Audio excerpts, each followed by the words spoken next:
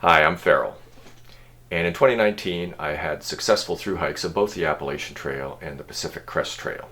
And I'm doing a series of videos now reviewing the equipment that I used. I should say right off the bat, I pay retail for everything. I am not sponsored by any retailer or manufacturer. What I want to talk today about is footwear. It's the most important piece of gear. You can have the wrong tent, you can have the wrong sleeping bag, you can even have a pack that really doesn't fit you very well, and it probably won't force you off the trail. If you have the wrong footwear, you probably won't last more than a few days. So it's absolutely critical that you spend a lot of time thinking about trying on and seeing what is right for you. Just over a year ago, before I set off on my through hikes, I was on an online forum, and a woman asked, "Hey, I'm going to be doing a through hike in 2019. What kind of footwear should I buy?" And a person trying to be helpful chimed in. A lot of people tried to chime in and say, "Oh, I use this brand or that brand." One woman said, "Yeah, I used Merrell's. I never had a single blister, no problems with my feet." And the original woman came back and said, "Oh, thank you. That's so helpful. That's so helpful." That's not helpful. It's not helpful. No one knows your feet. No one knows the size of your feet. No one knows the shape of your feet. No one knows how your gait is. Do you have a heel strike? Are you an overpronator? What's your toe off like? No one will be able to give you any advice with respect to brands and models other than a trained podiatrist. If that's where you're at, I suggest that you go see the specialist and get some advice. But even the people at REI in the shoe department really won't be able to give you anything of value. Not to replace the hard work of spending weeks, maybe months, trying on many different kinds of boots and shoes, trying them out on training hikes, wearing them around for days at a time. It's hard work, but it will pay off in the long run for you. So my first rule of footwear, my first rule is never accept, except from a trained podiatrist, any advice with respect to brands and models of shoes, because nobody knows your feet like you do. So what can we say? I can really only talk about general principles, but there are some general principles which will apply for everyone or almost everyone.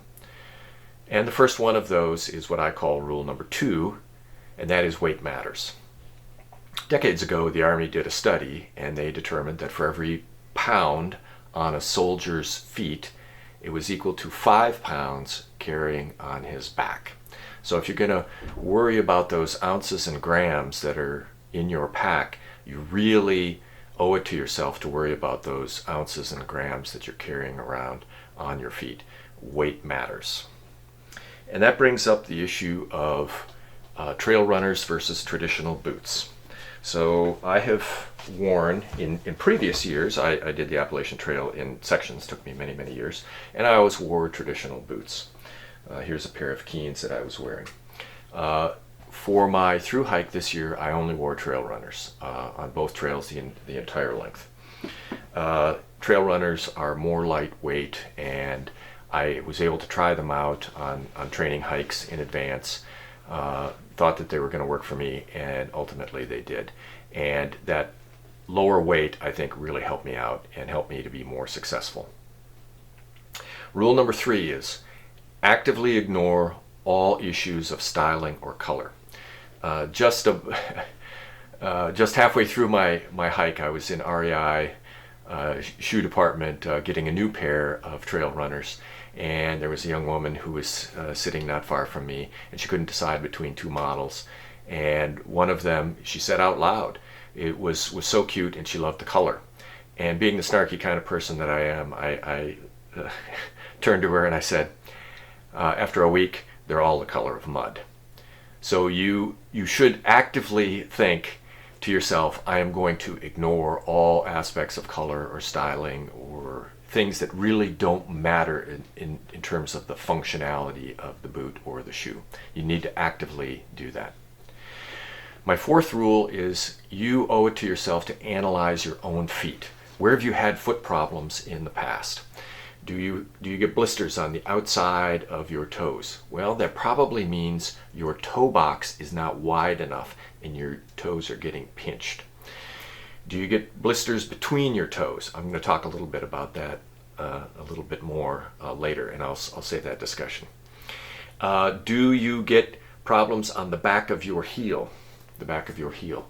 Well, you may need to look for a different model that is going to either alleviate your problems getting blisters or maybe even across your Achilles tendon. But you owe it to yourself to analyze where have you had problems in the past and try to actively look for some model of shoe that is going to help you out for that one. One thing that people don't really fully appreciate, I think, and a lot of people will lose toenails. So why do you typically lose a toenail? Well, it's because the end of your feet is hitting the end of that shoe, boom, boom, boom, and it's just tap, tap, tap, tap, tap. But you do that 25,000 times every day, and that force is transmitted along the nail, and it kills the cells at the quick, and your nails will fall out. If your nails are falling out, it probably means that your shoe size is too small. So for years and years, in almost all manufacturers, I've worn size 12 in dress shoes and in gym shoes for most manufacturers. When I was wearing Keens, I would buy size 13. And in the Ultras that I wore on my Thru-hikes in 2019, I needed a size 14. Why? Well, my feet swell. After a few days, my feet swell. And so I would run into problems that I didn't have on the first day with the ends of my toes hitting the ends of my shoe. Will your feet swell? I have no idea. They're your feet. But a lot of people do report that they are better off buying a size, even in my case, 2 sizes larger in their trail shoes than they do in their street shoes, just to avoid those problems. But only you will be able to determine that, and only you will be able to determine that with training hikes. You should also take a look at some lacing hacks, if you will. So this is how my Keens came from the factory, and they're laced all the way down to the toe. This is how I adjusted the lacing when I was using these on the Appalachian Trail in previous years. And this allowed the toe to flex a little bit more, giving me space across the toes. I'm not going to go into all the lacing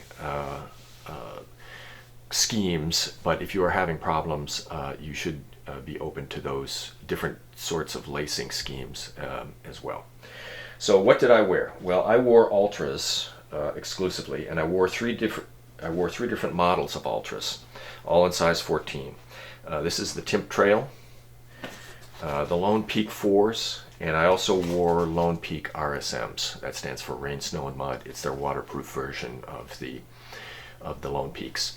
As far as wear goes, the RSMs were waterproof for about 100, maybe 200 miles, and then the coating peeled off. The shoe itself pretty much fell apart at about 500 miles. Maybe I was able to get another 100 miles out of the normal Lone Peaks, and I got typically maybe 100 or 200 more on the Timp trails. The insoles on all of these and every trail runner I've ever tried don't last nearly as long as the shoe, unfortunately, and you typically can't buy the same brand of insole either from Ultra or from Merrell or any of the other manufacturers. So you're kind of stuck with getting some aftermarket insoles. These are my fit. I also used some Superfeet. I believe it's the carbon model was sort of the lowest profile. It gave me a little different feel with respect to the drop. The Ultras are zero drop. That's sort of their marketing shtick. I don't know it really makes any difference at all. When I used the Superfeed insoles, they had a little bit of a drop, and I didn't have a problem adjusting from the zero drop to the normal drop. But what's right for you, no one can really say. And my last rule, my last piece of advice is don't be afraid to change. If what you have isn't working for you, I know it's a significant investment in cost, but if it isn't working for you, you need to try something else. You need to try a different model. You need to try a different size. And too many people keep their same shoes, keep their same boots, and are not willing to change. And that's a prescription for disaster. I mean, you can get seriously injured in your feet if you're going to do that. So those are my pieces of advice. I hope you found this video helpful, and I'll be producing a couple other videos on the equipment that I wore on my back and how I modified it. And until then, I hope to see you out on the trails. I'm Farrell.